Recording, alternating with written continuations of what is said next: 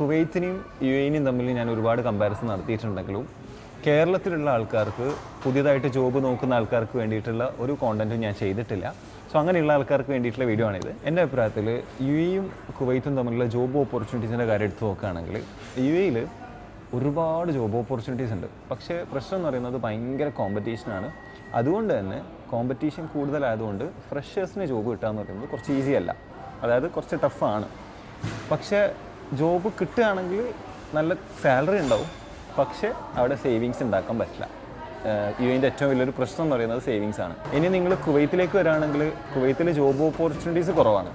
പക്ഷേ കുവൈത്തിൽ നല്ലൊരു ജോബ് കിട്ടുകയാണെങ്കിൽ അത്യാവശ്യം കുഴപ്പമില്ലാത്ത സാലറി ഉണ്ടാവും.